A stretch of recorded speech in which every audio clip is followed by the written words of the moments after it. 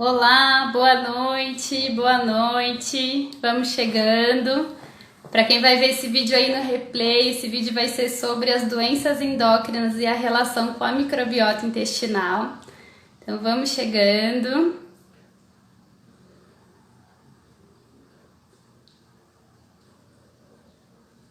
Hoje a gente vai ter uma convidada super especial, que é a doutora Juliana, uma médica endócrina incrível. Já vou chamar ela já já. Oi, quem tá entrando aí, me dá um oi, veja se vocês estão me vendo, me escutando direitinho. Coloca um joinha aí pra mim se vocês estão escutando.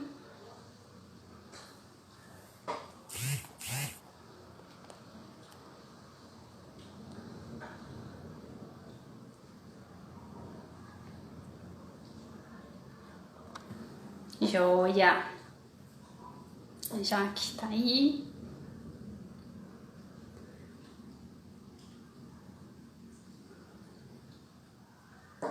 Gente, então vamos começando.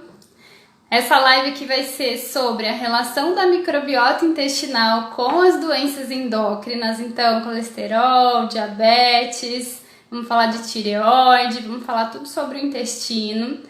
Então eu fiquei feliz que vocês participaram aí da enquete que eu fiz hoje nos stories, respondendo o que vocês sabem aí sobre microbiota. Vamos aí resolver todas essas dúvidas, tá bom? Vou chamar aqui a doutora Juliana então pra gente começar. Deixa eu chamar a doutora Ju.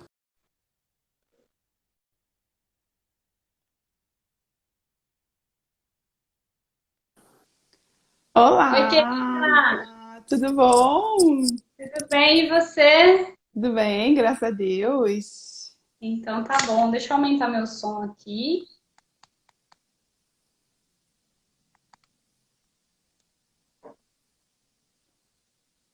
Tá colocando um filtro pra ficar bem bonita, né? Eu tô, lógico, depois de um dia inteiro de trabalho, agora, minha filha, eu tô precisando. Então vamos lá. Ju, se apresenta aí pro pessoal aqui do meu Instagram. Pode falar. Posso começar a falar um pouquinho? Pode Bom, se vamos lá. apresentar. Oi, gente, tudo bom? Para quem não me conhece, para quem tá aqui pelo Insta da Alê, meu nome é Juliana Gabriel, sou médica endocrinologista, sou carioca, mas moro em Campinas aqui há um bom tempo, 13 anos, e a gente se conheceu através do Insta, né, Ale? Aham. Pois é, você vê que amizades virtuais podem ir para a vida real, verdade, gente. Então, vou começar a falar para a gente também não ficar demorando muito para começar a live, depois na gravação isso fica horrível, né? E a live vai ficar salva aqui, então vamos lá. Vamos lá. Gente, a endocrinologia é uma especialidade que ela é uma especialidade relativamente nova, né? Jovem, porque na verdade, se a gente for pensar há 100 anos atrás, e a gente está justamente em novembro, na semana do diabetes, e a insulina foi descoberta mais ou menos em 1920, 21. Então, assim, se a gente. Em 21, né, que eles falam, em 23 foi quando foi tratado o primeiro paciente. Então, se a gente for pensar em doenças endócrinas, há 100 anos atrás não existia insulina, né? Mal se conheciam os hormônios começaram a ser conhecidos quando as técnicas de avaliação de moléculas começou a evoluir. Então, ser endocrinologista há 100 anos atrás devia ser muito difícil.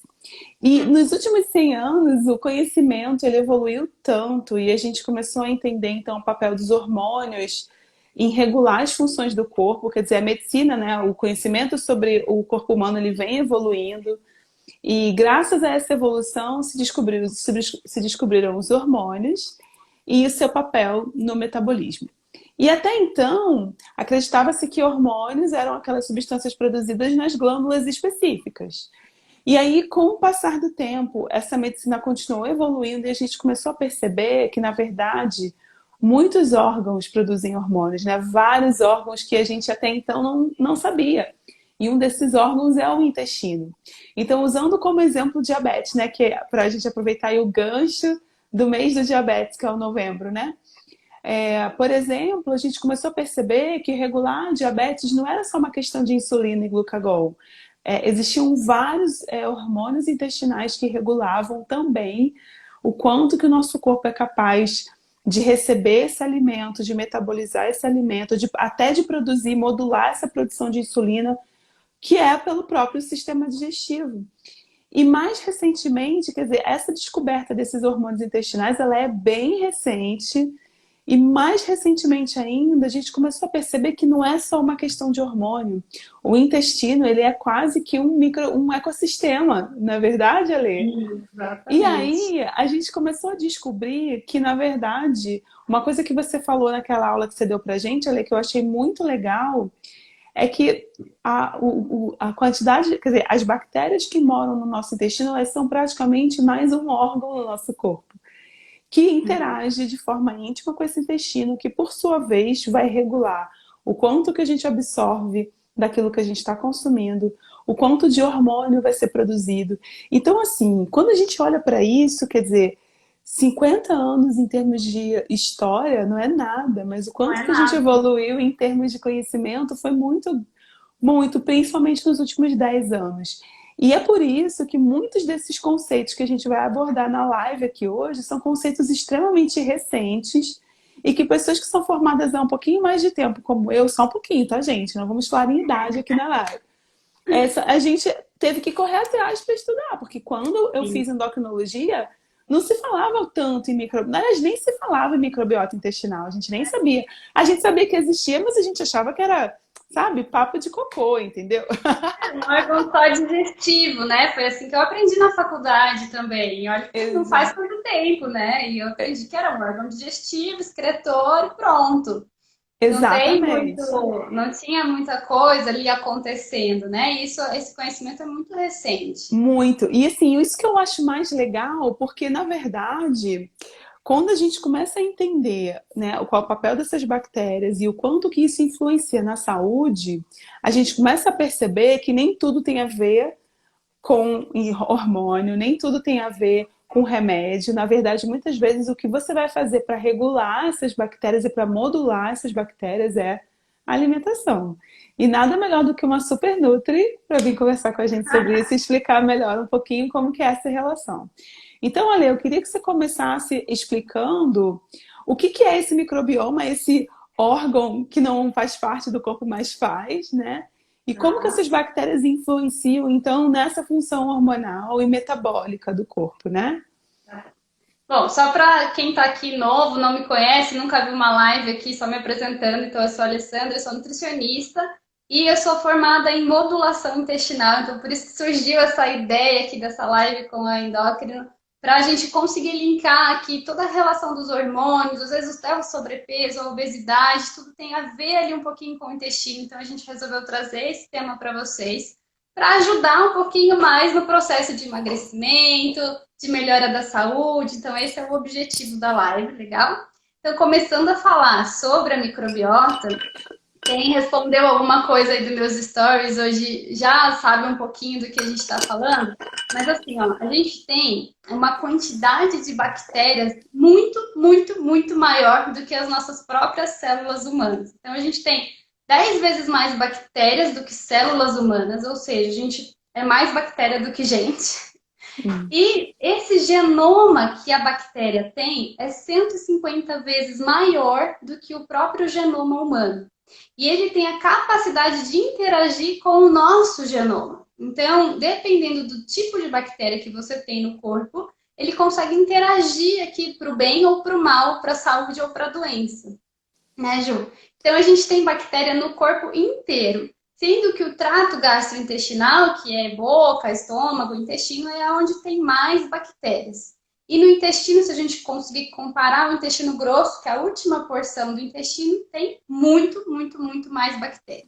Se a gente conseguisse pesar, por exemplo, as bactérias, daria em torno de 2 quilos de bactérias. Só para vocês terem noção o que é isso, essas bactérias na nossa vida. Então, E 2 quilos é muito mais do que a maioria dos nossos órgãos, né? Se a gente for pensar, o nosso cérebro, que é um dos órgãos mais importantes, ele pesa 1 quilo e pouco. Então, só para vocês terem uma ideia de proporção, né? 2 quilos é muita coisa, gente. é Então, é muita um coisa. grande órgão mesmo. É. Então, assim, de 10 até 100 trilhões de bactérias moram aqui na nossa microbiota. E são mais de 1.000 espécies. Às vezes a gente pensa só em lactobacilo e bifidobactéria, a gente acha que é só isso, mas isso são classes de bactérias e elas são classificadas em espécies, né? Então a gente tem mais de 1.000 espécies morando aqui dentro da gente. Então são as nossas super amigas, tá bom, gente? Quando a gente nasce, então dentro da barriga da mãe, a gente é estéril. Não existe contaminação por bactéria lá dentro.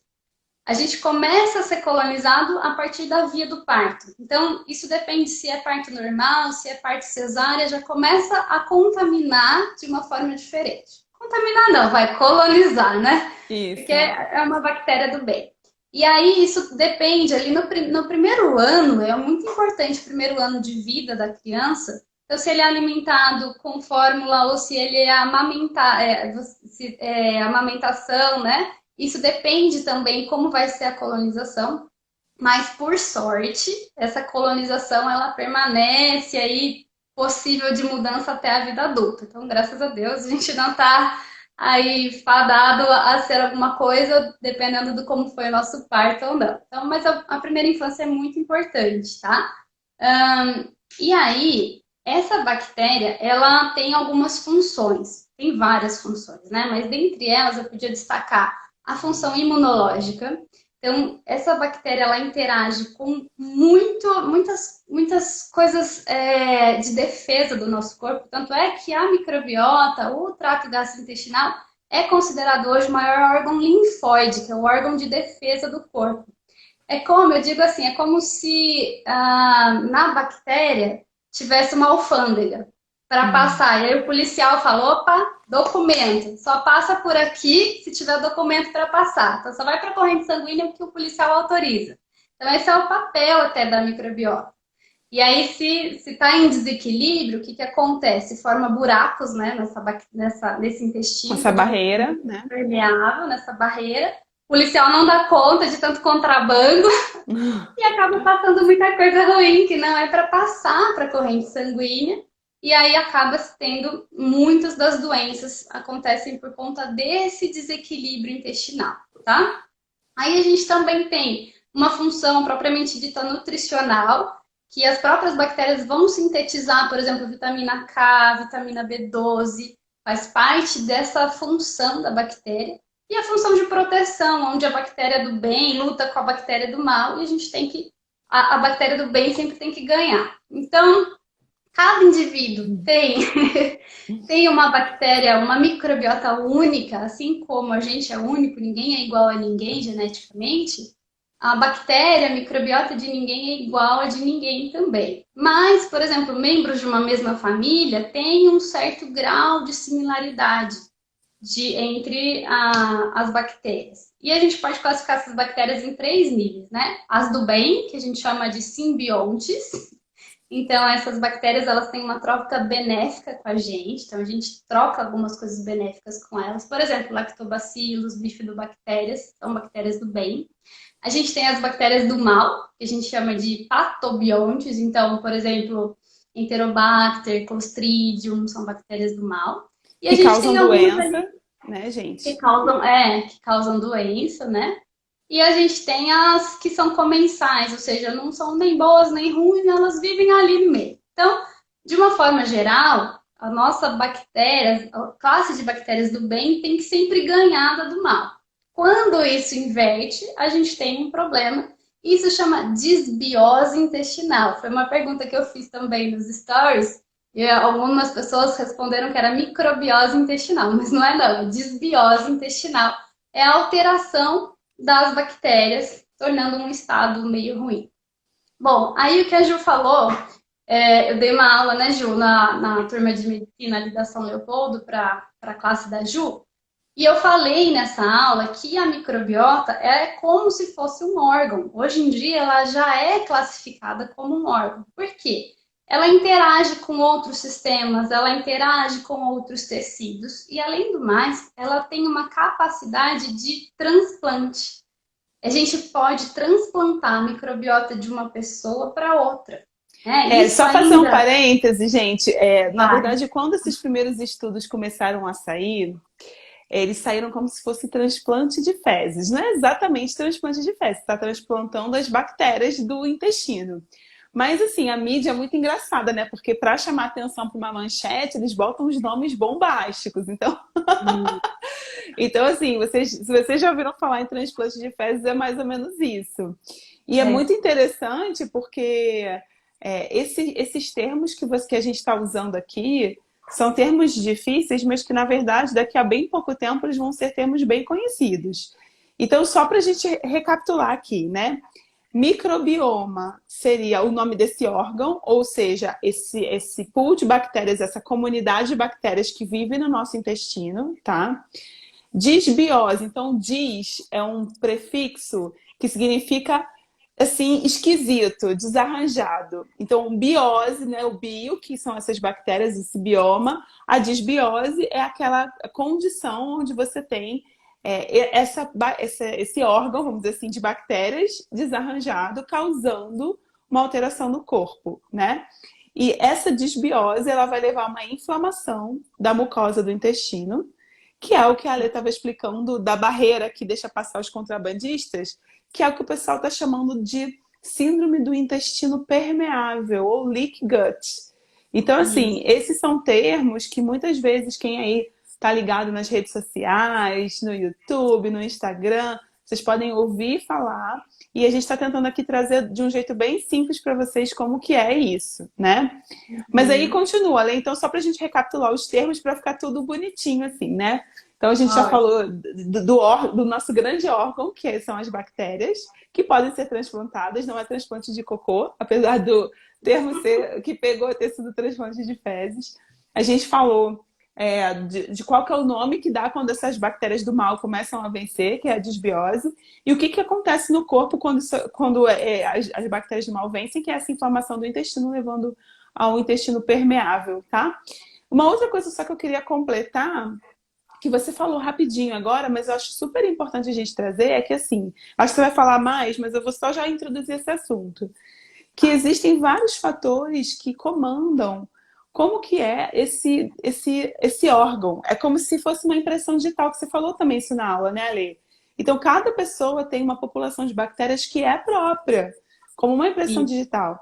E essa impressão digital ela é formada muitas vezes naqueles primeiros 1000 dias, que vai desde a concepção dentro do útero, nascimento, até mais ou menos 2 anos de idade. Então, o impacto do ambiente nesse bebê, tipo de alimentação, no uso de medicamentos antibióticos, né, corticoide, tudo isso pode interferir na microbiota, mas também não significa que isso é uma sentença. Então, como a Aleta estava explicando, a gente pode modificar. Então, para quem está entrando agora, eu acabei de fazer uma recapitulação desses primeiros minutos de live e vamos dar sequência. Fala aí, Ale.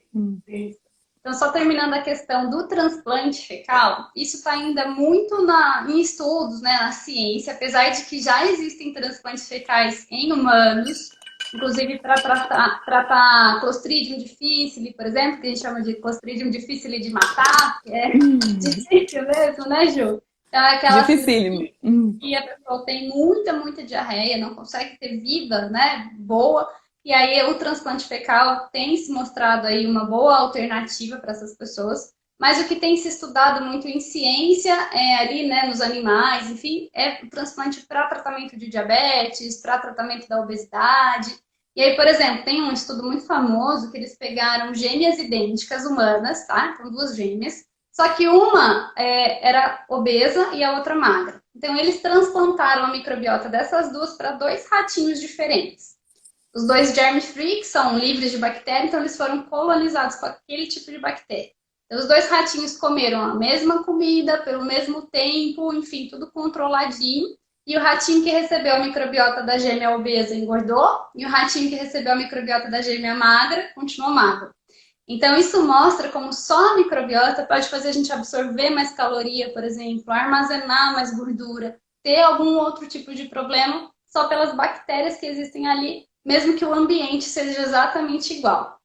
Então, é bem interessante. Bom, a bactéria ela pode influenciar vários sistemas, como eu falei, mas a gente pode pensar aí no sistema imunológico, né, que eu já citei ali no começo, e no sistema nervoso também. Então tem bastante interação, a gente fala do eixo intestino-cérebro, que é como se o nosso intestino fosse um lago e o nosso cérebro fosse um oceano. Então, do lago para o oceano deságua muita água. Então, tem muita coisa que passa do intestino para o cérebro.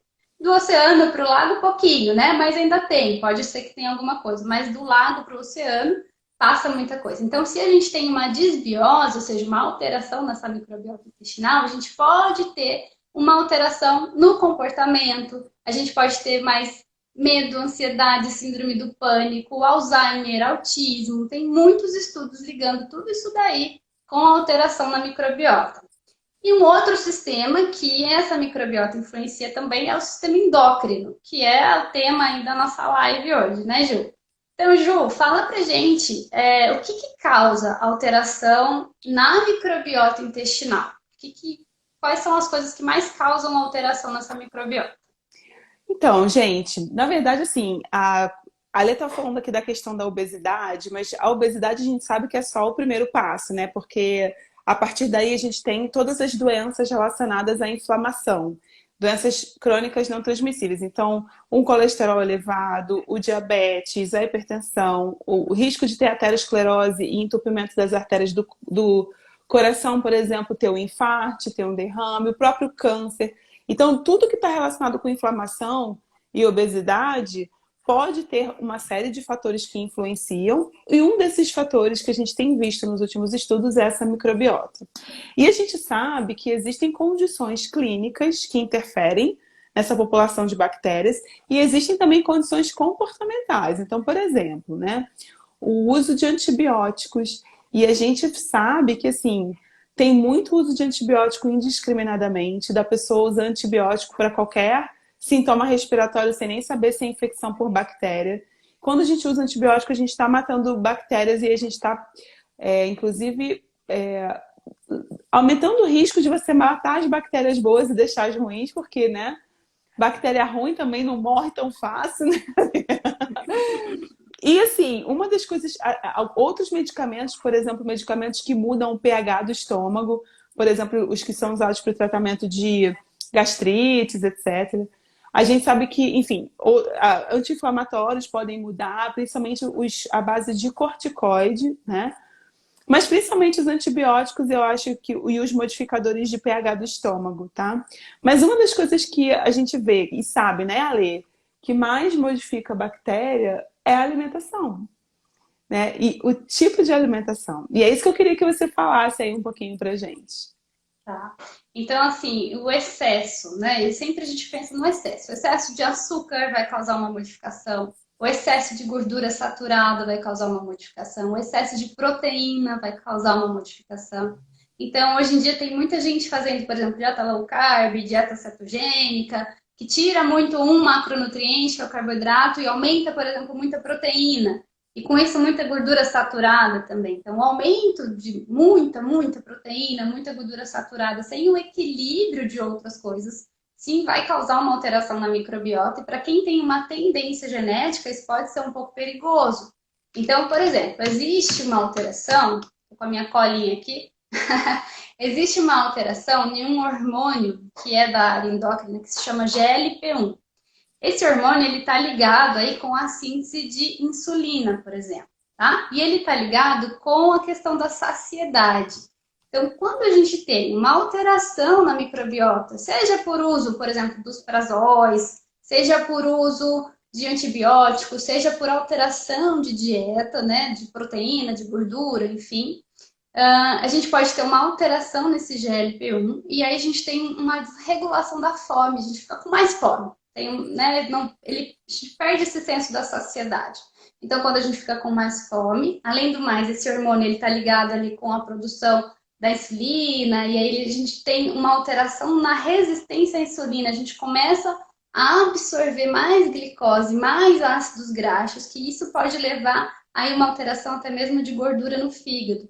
Então, ao contrário do que muita gente pensa, a gordura no fígado ele vem muito mais da relação com o carboidrato, com a glicose, do que com a gordura propriamente dita. E isso pode ter a ver com a relação desse hormônio desregulado a partir da microbiota. Então, entendem que é uma cascata. Então, eu terei a microbiota, alterei o GLP-1, alterei a produção de insulina, de glicose, de ácido graxo, que é um tipo de gordura, e aí isso me causa uma gordura no fígado, por exemplo. E tem um outro. Só para eu exemplificar um pouquinho, gente, o GLP-1, Vai. ele é um hormônio produzido então pelo intestino, principalmente em resposta à alimentação, e ele modula, por exemplo, quão rápido o nosso estômago vai esvaziar, né? Quão rápido essa digestão vai acontecer. Ele modula quão rápido o corpo vai produzir insulina em resposta a esse alimento. E a gente sabe que no diabetes, por exemplo, existe uma disfunção desse hormônio, tanto que existem medicamentos mais modernos para o tratamento do diabetes que têm como base imitar o efeito do GLP-1, como por exemplo o Saxenda, o Victoza, que são medicamentos injetáveis muito famosos, né? E tem medicamentos em via oral que fazem com que o GLP-1 produzido dure mais, que são os inibidores de DPP-4, por exemplo. Então, assim, acontece no diabetes uma disfunção desse GLP-1, mas quando você já está com a doença estabelecida, às vezes você precisa realmente de um medicamento para tratar. E o que a gente está tentando trazer aqui é, da mesma forma que antes do diabetes veio uma obesidade resistência insulínica, antes da obesidade resistência insulínica veio uma alteração de dieta e uma desbiose intestinal. Então a gente está falando de uma etapa muito mais precoce para prevenir essa disfunção, essa resistência insulínica, essa alteração de produção do GLP-1, que no fim das contas, anos depois, vai culminar na doença. E é por isso que eu quis puxar a sardinha aqui para o diabetes, e você falou bastante de obesidade, mas eu quero que vocês entendam que é tudo uma coisa só, né, gente? E que assim, se a gente pode agir lá na raiz do problema, porque uma vez que o problema está estabelecido, a gente tem que remediar, mas se a gente pode agir na raiz, a gente melhora todas as fases da doença, desde aquela fase inicial, onde a doença está começando a se estabelecer, até aquelas pessoas que já têm a doença estabelecida e que vão se beneficiar de um corpo que responde melhor à insulina. E um dos mecanismos que essa desbiose vai causar alteração não só é na alteração da produção do GLP-1, que é esse hormônio, mas na produção de fatores inflamatórios, em especial os lipopolissacarídeos, que vão agir diretamente na célula que responde à insulina, causando resistência no receptor.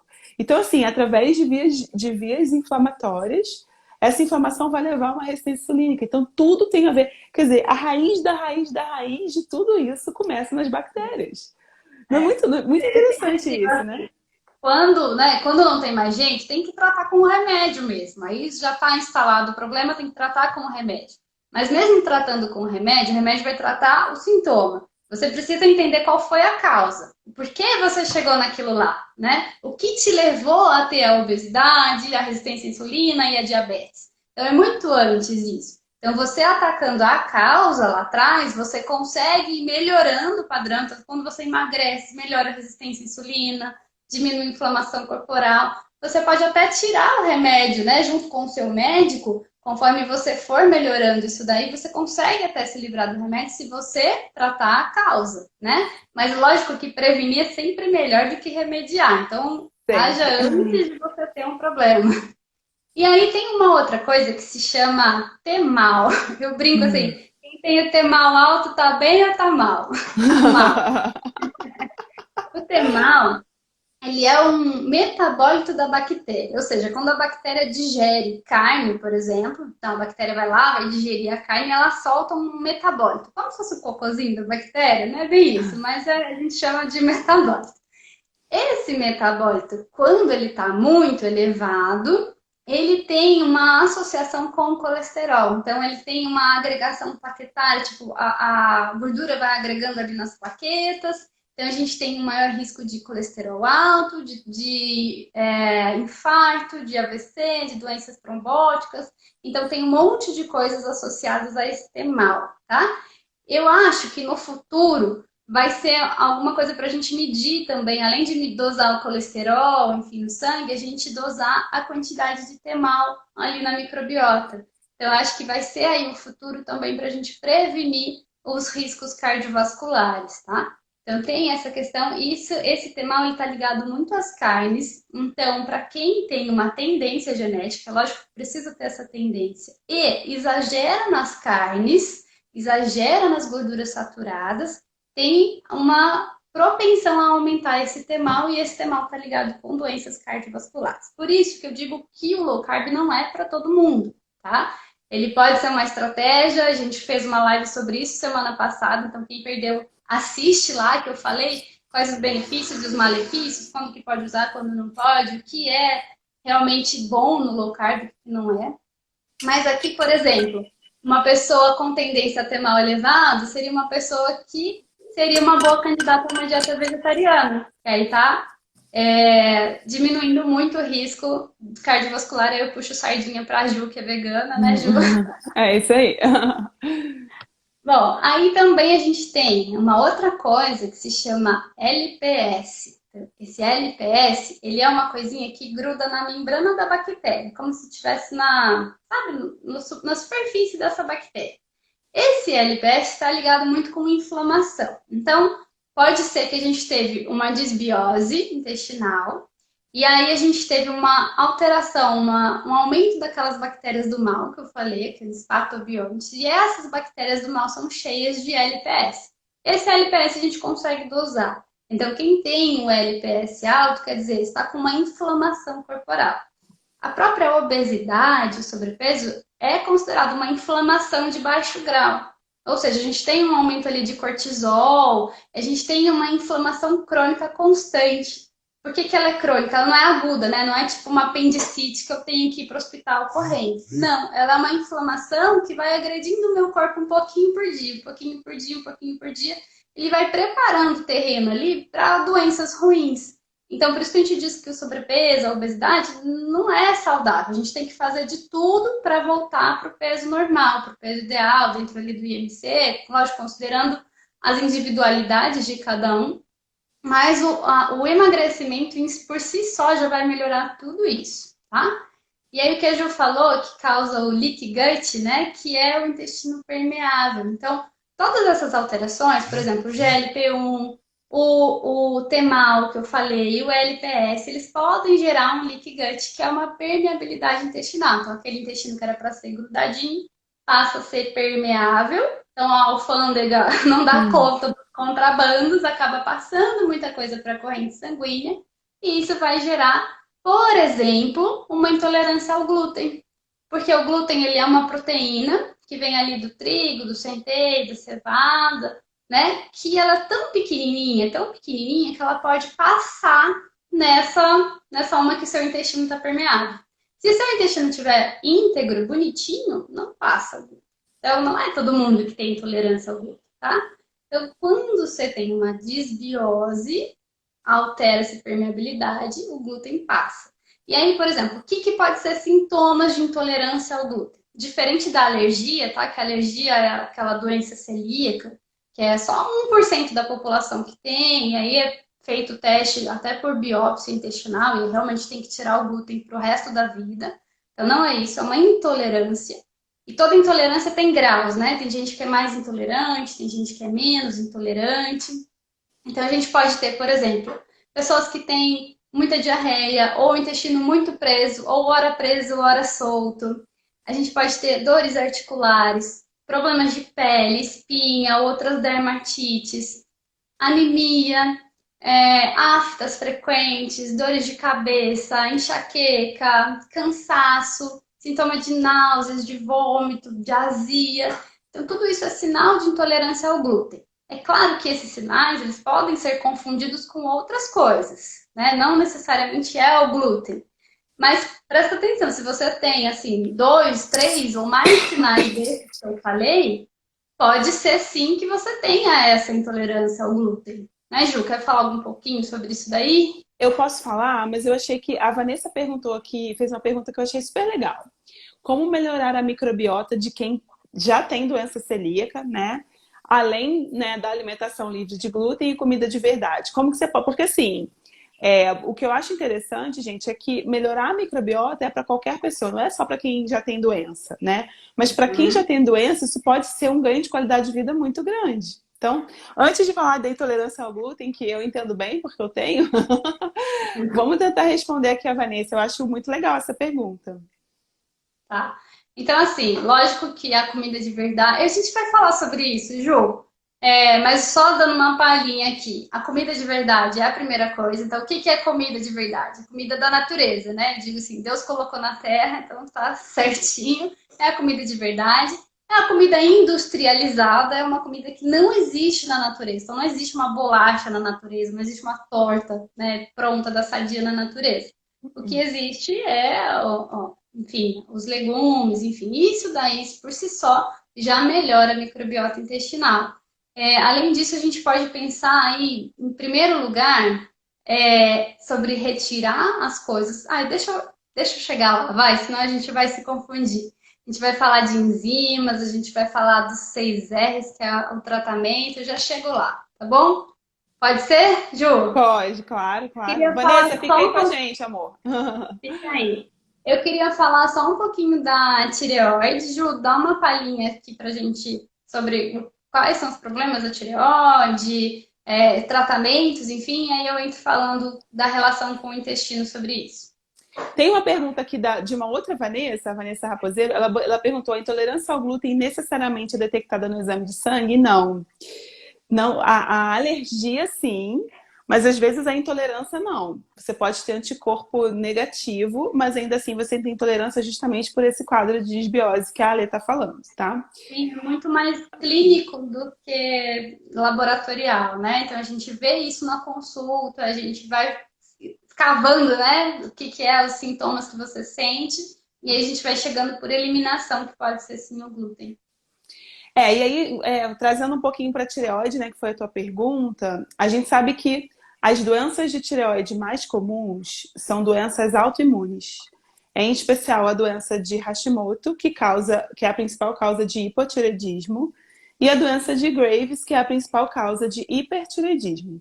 Então, tanto uma quanto a outra são doenças autoimunes, e assim como toda doença autoimune, a gente tem uma relação com a gente tem uma tendência, né, pessoal, genética, familiar, etc.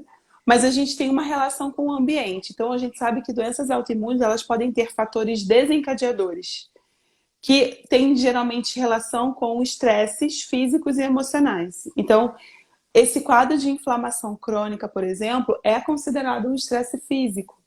E quando você começa a ter o intestino mais permeável e deixar passar moléculas que não são próprias para estarem dentro do corpo, por exemplo, uma molécula de glúten inteiro, uma coisa é essa proteína ser digerida, quebrada em aminoácidos e o aminoácido passar. Até aí tudo bem. Mas quando você começa a passar moléculas maiores, no momento em que essas moléculas entram no sangue, elas levam a uma reatividade desse sistema imunológico. Muitas vezes o que acontece é que esse sistema imunológico ele começa a ficar hiperreativo e você pode ter inclusive reação cruzada, que esse sistema tenta, vamos dizer assim, produz anticorpos para quebrar essas moléculas que são exógenas, né, que são externas a nós, mas acabam também reagindo com partes do corpo. Por exemplo, reagindo contra a tireoide, reagindo contra articulações, reagindo contra, enfim, uma série de outras questões. Então a gente sabe que, primeiro, o estado de inflamação crônica ele pode predispor a a um desencadeamento de uma crise de uma doença autoimune, seja ela qual for, em especial a tireoidite de Hashimoto, tá? E a gente sabe, inclusive, que existe uma relação dessa entrada do glúten e dessa reação ao glúten com diversas doenças autoimunes, em especial diabetes tipo 1 e a tireoidite de Hashimoto também. Então, assim, gente, isso daria, na verdade, 10 horas de live, porque tem muito assunto para falar. Verdade. Mas a gente está tentando trazer aqui conceitos para vocês entenderem a importância dessa interação entre intestino, sistema imunológico, hormônios, metabolismo e, mais do que isso, bactérias e a alimentação, porque no fim das contas é a alimentação que vai comandar quem são as bactérias que moram na gente, né? Mas você vai chegar lá, né? Então não vou... Eu adoro dar spoiler, mas a Ale tá bem segurando o meu tchan, então vai, Ale. Então, assim, né, tem um hormônio da tireoide que ele precisa converter o T4 em T3, né, Ju? O T3 é o hormônio ativo da tireoide, tá certo? Isso.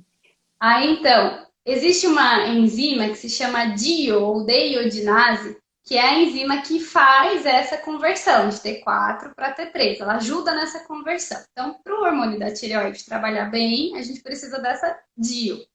Para a DIO funcionar, a gente precisa de zinco e selênio, que vem da alimentação. Então, se eu tenho uma alimentação pobre em zinco e selênio, então a gente pode pensar zinco, as principais fontes são fontes animais, fontes de carne. O selênio a gente pode pensar, por exemplo, nas castanhas. Quando a gente não consegue, a gente pode suplementar e tem que trabalhar caso a caso, né? Se eu não tenho esses substratos, eu não tenho uma conversão boa de T4 em T3, então eu posso ter um problema hormonal na tireoide por falta de substrato para a enzima trabalhar direito, tá? Além disso, por exemplo, uma disbiose intestinal, ela tem um déficit de zinco e selênio por conta do excesso de ferro. A gente pode pensar excesso de ferro, por exemplo, em todas as nossas farinhas, ela é suplementada com ferro e ácido fólico, né? Você diz, farinha é enriquecida com ferro e ácido fólico. Esse sulfato ferroso, que é a forma do ferro que eles colocam nessa farinha, depleta o zinco e o selênio, então diminui o zinco e selênio que a gente tem no corpo e essa enzima não funciona direito, então a gente tem um problema também na tireoide por conta disso. Então vocês estão vendo que a alteração na microbiota, ela vai levando, ela vai desencadeando várias coisas, né? Alterações hormonais, a gente tem risco aumentado de cardiovascular, então a gente tem muita coisa aí que acontece por conta dessa alteração nas bactérias, tá? E aí, então, vamos chegar na parte do tratamento. Eu gosto muito do tratamento que a gente usa os 6 R's, ou os 4 R's, né? Que a gente fala remover o que faz mal. Então, se você consome, por exemplo, excesso de farinhas, né? Que tem bastante fosfato, que tem bastante ferro, nesse sulfato ferroso, que acaba dando uma desbiose intestinal. Então, você precisa remover esse excesso de farinhas. Por exemplo, o fosfato vindo de refrigerantes também. O que acontece com os refrigerantes? Muita gente toma refrigerante porque fala assim, eu sinto uma sensação de alívio quando eu tomo refrigerante. Por que isso acontece? O refrigerante, ele abre o piloro, sabe? O piloro é tipo uma válvula que tem entre o estômago e o intestino. Então, ele empurra o alimento que está mal digerido ainda no estômago, ele empurra para o intestino, porque ele abriu a válvula. E aí, aquele alimento que era para estar sendo digerido lá no ácido do estômago, ele vai para o básico do intestino e não consegue digerir direito. Aquelas bactérias começam a fermentar aquilo lá, começa a fermentar, fermentar, e a gente tem um quadro de desbiose instalado. Então, você sente aquele alívio aqui, porque ele empurrou para baixo, mas ele causou um outro problema muito pior, que vai te causar outros problemas, né? Então, assim, refrigerante não é para ser alívio de nada, tá bom? Refrigerante Gente, fora da vida. refrigerante tá cancelado. Brincadeira. Claro, estão proibidos. Quem está aqui assistindo está totalmente, totalmente proibido. Bom, então a gente tem que remover o que faz mal. Então, o que te faz mal? É o glúten? É, sei lá, o leite? É a castanha? Você tem alguma alergia? Tem os alimentos, né, que são mais alergênicos, como o ovo, às vezes os crustáceos. O que é que te faz mal? Cada pessoa vai ter uma coisa. Depois disso, a gente vai reparar essa microbiota colocando o que faz bem. Então, falando de alimentação, a gente vai colocar os alimentos de verdade. A gente vai colocar, por exemplo, as brássicas, que são ricas em enxofre, o repolho, o brócolis, a couve-flor. A gente vai colocar as frutas silvestres, as frutas cítricas. Então, frutas de qualquer maneira, né? Vamos colocar aquilo lá para reequilibrar aquilo. E a gente vai reinocular o que precisa. Então, por exemplo, algum suplemento que a gente precisa, eu vou falar um pouquinho para frente. Depois a gente reequilibra e reavalia, tá? Então, esse Então é vamos mais ou lá, menos. vamos recapitular os 6 R's do tratamento da desbiose. Então, primeiro é remover, depois é Remover, reparar, reparar esse intestino, depois recolocar, recolocar aquilo que faz bem, depois. reinocular, que é mais ou menos o recolocar também, mas aí entra na questão dos suplementos. E aí E por depois os outros último, 2 R's é reequilibrar e reavaliar.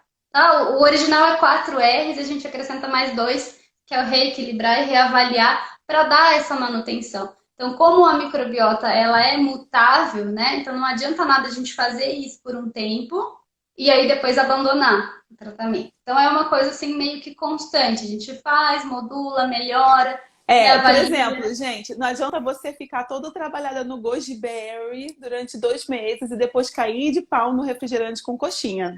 Tô bem de olho em É, vocês, ó. exatamente. É isso Brincadeira, aí. gente.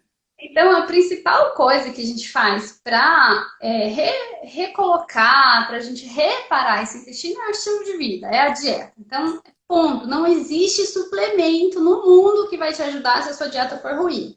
Se você só comer café com bolacha, água e sal todo dia, não vai, Tipo, tá? Então, coxinha com refrigerante cancelado de novo. Vocês estão vendo que a gente tem calado. ranço, né? Vocês estão vendo. Então, assim, primeiro é isso. E aí, para remover, existem algumas coisas naturais que a gente pode utilizar. Então, tudo que eu vou falar pode ser tanto em suplemento, mas aí suplementos vocês precisam sempre de um profissional para te ajudar com isso, mas pode ser em alimento também. Então, dependendo de como está a sua desbiose, só com os alimentos vocês conseguem colocar isso daí no dia a dia, tá? Então, antes falando do remover, né, a gente remove ultraprocessado, a gente remove corante, conservante, adoçantes artificiais. Então, muita gente fala, então eu vou tomar o refrigerante Diet, que não tem problema. Tem problema também. Refrigerante Diet tem um monte de adoçante artificial, um monte de química, enfim. Então, todos os alimentos alergênicos que podem estar te causando isso e o excesso de carnes e gorduras saturadas. Então, o tratamento da microbiota, ele no começo a gente tem uma redução de carnes. Pode ser até fazer uma dieta vegetariana por um tempo, para melhorar o perfil da microbiota e depois reintroduzir aos pouquinhos, tá? Ou Então não, é ou uma. então fica para sempre, que ia ser Ou lindo, fica né, para gente? sempre, como a Ju. Aí, evita também, faz parte desse remover, o que der para remover de remédios que vocês tomam. Então, por exemplo, quem toma os inibidores da bomba de prótons, que são aqueles para diminuir a acidez, os prazóis da vida, qualquer um, omeprazol, pantoprazol, esomeprazol, qualquer um, não tomem isso a longo prazo sem acompanhamento médico, né, Gil? Porque tem muita gente que fala assim, eu fui no médico há 5 anos atrás, ele me passou isso e eu continuo tomando porque eu me sinto bem. Então, não, isso daí vai te trazer muitos outros problemas, né? Quando a gente diminui a acidez gástrica, a gente tem problemas de absorção, a gente tem problemas de digestão, alimentos que eram para ser digeridos em meio ácido não estão sendo, problemas de passagem de bactérias que seriam mortas ali na acidez do estômago não são mortas, passam para o intestino. Então, isso daí é muito sério, tá? Só tomem remédios realmente com acompanhamento médico e vai reavaliando a cada vez para ver se dá para reduzir dose, para ver se dá para tirar, vai, né? O máximo que vocês conseguirem fazer de coisas naturais, melhor, tá? Então, essa é a parte do remover. Aí a gente coloca aqui fibras, que ajudam muito. As fibras são pré-bióticas, ou seja, são as comidas das bactérias. Então, quanto mais comida boa eu dou, mais as bactérias boas se alimentam, mais elas vão proliferar e ganhar espaço e competir com as ruins. Então, a gente consegue aumentar a população de bactérias boas só dando fibras. Então, fibra pode vir da aveia, da chia, do psyllium, da linhaça, né? Todos esses mix. A Ju faz um mixinho de fibra super legal, né, Ju? O que você coloca Eu no seu adoro. mix? Não, eu gosto de fazer com a quinoa em flocos, amaranto em flocos, chia né, inteira, farinha de linhaça e aveia. Faço meu mix, Uhum. jogo na fruta e vou ser feliz. Super top, então. É muito bom, assim, por exemplo, começar o dia com isso daí, né? Ou no meio da tarde. A fibra também dá muita saciedade. Então, se você é uma pessoa ansiosa no final do dia, que quer comer de tudo, quer comer doce, enfim, se você colocar alguma coisa com fibra no meio da sua tarde, isso diminui a sua ansiedade, diminui, porque vai te dar mais saciedade. Então, você não vai ter tanta vontade, compulsão dessa maneira. Então, uma boa estratégia é colocar esse mixinho em alguma fruta no meio da tarde, tá? É uma boa estratégia. Alimentos, por exemplo, que vão melhorar a microbiota intestinal, a mucina, a camada de De muco, proteção, né, do né? intestino. Então, são esses alimentos naturais, tá bom? A gente pode pensar em temperos naturais. Tudo, gente. Orégano, excelente, excelente, excelente bactericida. Então, gengibre. Tem uma aguinha com gengibre que vocês podem fazer, até ensinei a Ju. Aliás, essa dica aí eu já adotei, gente. Botar gengibre na água da garrafinha e deixar ele ali sem falar que a água fica uma delícia, né? Fica muito bom, fica refrescante, né? E o gengibre, ele ajuda a matar as bactérias do mal. Então, além de ser termogênico, dá uma ajudada ali no emagrecimento também, mas com mais intuito de matar as bactérias do mal. Então, gengibre. Cúrcuma, vocês podem usar também o gengibre em pó, colocar no frango, por exemplo, fica muito legal. Hortelã, Ale, tem uma pergunta aqui que eu achei super legal e eu acho legal trazer isso. A Iriane colocou: as fibras podem dar distensão abdominal? Você quer responder essa? tá? Podem, depende da sua digestão, tá bom? Se a gente tem já uma microbiota totalmente desequilibrada, a gente não está removendo o que te faz mal, a gente só está colocando muita fibra, sem dar a quantidade de água suficiente, ela pode sim dar essa sensação de estufamento, né? De empachamento ali. Então pode acontecer isso.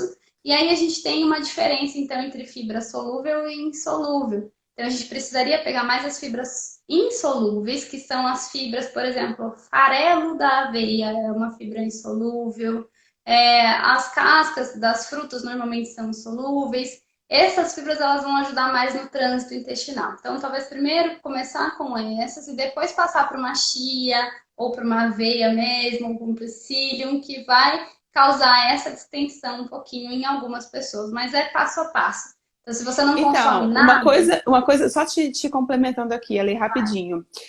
Uma coisa que eu observo muito é que quando a pessoa começa a transicionar a dieta, e como eu trabalho muito com isso, né, eu acabo recebendo pessoas, são pessoas que quando começam a comer melhor, começam a queixar muito desse tipo de distensão. Isso é bem comum. E eu entendo que isso pode estar acontecendo por dois motivos. O primeiro é esse que a Ale falou. Então, porque ao aumentar uma quantidade de fibra no intestino que não está legal, você dá esse estufamento. E segundo, porque eu sinto que há meio que uma briga de bactérias, né? Porque você começa a alimentar as bactérias saprófitas com esses alimentos mais saudáveis, mas ao mesmo tempo você não removeu, então as outras bactérias que são alimentadas pelas outras coisas estão ali. E aí isso pode causar realmente uma terceira guerra mundial aí dentro do teu intestino. isso é igual quem toma o probiótico sem antes fazer as outras fases. Então fala assim, estou com desconforto, eu escutei falar que o probiótico é bom, vai lá e toma. Então, se você não removeu tudo, você não fez aquela parte de limpeza mesmo, o probiótico ele só vai atrapalhar aquilo lá, vai virar um furdunço ali no seu intestino, né? Então não é legal tomar o probiótico de começo, tá bom? Tudo vem assim, primeiro faz a alimentação, estilo de vida, melhora a sua vida. Probiótico é tipo a cerejinha do bolo no final do tratamento para regular tudo. A gente termina sempre com o probiótico, tá? Então a gente, ó, Ju, eu vou dar uma acelerada, porque eu acho que a live só pode ter 1 hora e falta 7 8 minutos minutos. para 1 hora. Então, como que a gente reinocula? Vitamina D. Então, é importante você dosar a sua vitamina D, tá bom? Vitamina D, o laboratório fala que acima de 20 é legal, mas assim, para a gente ter uma boa vitamina D mesmo, pelo menos acima de 30. Então, tomar o sol é o melhor remédio para vitamina D, tá? Especialmente no horário mais forte, mas pouquinho tempo, 5 minutos, 10 minutos que você conseguir tomar ali no seu horário de almoço é o suficiente. E aí, dependendo da sua dosagem, enfim, da vitamina D, vai no médico, no nutricionista, para conseguir suplementar isso daí, se for necessário. A vitamina D, ela é uma das principais coisas que ajudam a regular a microbiota, tá? Então, aliás, ela age como um tudo, né, Ju? Com tudo. Um hormônio, até para Covid, tem vários estudos falando da vitamina D aí como melhora O a sistema imunológico reação, né? como um todo mesmo, O né? imunológico como um todo, exatamente. Aí tem uma coisa que se chama enzimas digestivas, que eu gosto muito mesmo de usar na prática clínica. Todo mundo, todas as frutas, por exemplo, têm enzimas. Por exemplo, abacaxi tem uma enzima que chama bromelina, que ajuda a digerir carne. Por isso que no churrasco a gente faz abacaxi com carne, né? Mas na clínica a gente consegue suplementar isso de uma forma mais concentrada. E essas enzimas, elas vão ajudar na digestão. Então, se o seu problema inicial é digestão, ali no estômago, que sente aquela distensão, aquele empachamento, a enzima digestiva pode te dar essa regulada mesmo, tá? Ou se não, vai inserindo frutas de sobremesa. Já é uma boa estratégia para você começar isso daí, tá bom? Que mais? Falei já do gengibre, né? Os anti-inflamatórios, cúrcuma, o resveratrol, que vem muito da uva, que vocês podem usar, o chá verde, excelente o chá verde, e o ômega 3. O ômega 3 ele vem bastante dos peixes, então especialmente peixes de água fria, Mas se você nunca come, eu acho que vale a pena aí pensar numa suplementação de ômega 3, ômega Linhaça, 3 gente, deixa o peixe vegano, lá, vamos para linhaça, vamos para o óleo de alga, elimina o linhaça intermediário e vai direto na fonte, tá tudo certo. mesmo. Tem as ômegas à base de algas, exatamente, né? A linhaça é uma boa fonte. Vocês podem pensar até no óleo de abacate, por exemplo, como fonte de ômega 3, é legal. Que mais? Tem uma A pergunta gente aqui, a Cláudia perguntou se a vai. absorção da vitamina D, o ideal seria a cápsula em gel. Qualquer forma oleosa, tá, Kátia? Pode ser gotinha, pode ser cápsula. O veículo oleoso é a melhor forma de absorção, tá? Mas continua, Lê. Porque a vitamina D ela é lipossolúvel, né? Ela é solúvel em gordura, então ela tem que estar sempre em óleo para absorver. É legal sempre tomar junto do almoço ou no jantar, que daí ajuda ainda mais na absorção. E eu queria terminar falando assim, por último, né? A gente vai entrar com o probiótico, nesse caso, né? Que quando a gente precisa modular o intestino para melhorar tudo isso daí, é um dos tratamentos da obesidade, do diabetes, é a modulação intestinal. Então, se a sua causa for isso, então vale a pena todo esse tratamento, todo esse trabalho, tá bom? Para a gente modular o intestino e chega no final a gente entra com o probiótico. Existem os probióticos naturais, por exemplo, do kombucha, do chucrute, do kefir. A própria azeitona tem probiótico, né? Muita gente nem sabe disso. Então, os fermentáveis ali tem bastante probiótico. Então, tudo a gente consegue na alimentação também, tá? Então, lembrando ter uma alimentação de verdade, uma alimentação rica em produtos naturais, diminuir os industrializados, o açúcar, o excesso de carnes e o excesso de gordura é o que vai te livrar aí, ou te blindar o máximo possível das doenças endócrinas, né, Ju? É isso aí, gente. Meus amores, eu espero que vocês tenham gostado dessa live. A gente está encerrando. Queria agradecer a presença de vocês e agradecer muito o convite da Lê para esse dia. E deixa um recadinho final aí para a galera, Lê. Eu que agradeço, gente. Foi um prazer conversar aqui com vocês. Obrigada, Ju, por ter aceitado o meu convite, por estar participando aqui para a gente falar desse tema tão importante, né? E eu queria agradecer e falar que vai ficar gravada essa live no meu Instagram ou no YouTube da Ju. Quer falar seu YouTube, Ju? Isso, eu vou colocar essa live então lá no canal do YouTube Endocrinologia para Todos. Inclusive lá tem vídeo falando de vitamina D, falando do diabetes, falando de obesidade, tudo isso. Tem só uma última pergunta que eu acho legal para a gente fechar com chave de ouro. O probiótico daquele iogurte que fala que faz você fazer cocô se você tomar 21 dias. Eu não vou falar o nome para não dar jabá. Esses probióticos são ruins? Assim, normalmente eles não estão numa dose muito alta e eles vêm acrescentado de açúcar ou de outras coisas para dar sabor, corantes, enfim. Então não é muito legal, tá? Não é muito industrializado. Foca Então, o nas frutinhas e probiótico bora ser feliz, gente. É isso. é Resumindo, é isso. Não é não, Ali? legal, gente. Obrigada, viu? Boa noite para todo mundo. Boa E aí, noite se a precisar de todos. alguma coisa, manda no direct, a gente vai conversando aí. Então tá bom. Ju, Gente, brigadão. Ale, um beijo, meus Beijo. amores. Um beijo, foi um prazer estar aqui com vocês. A gente se vê na próxima. Tchau, tchau. Até. Tchau.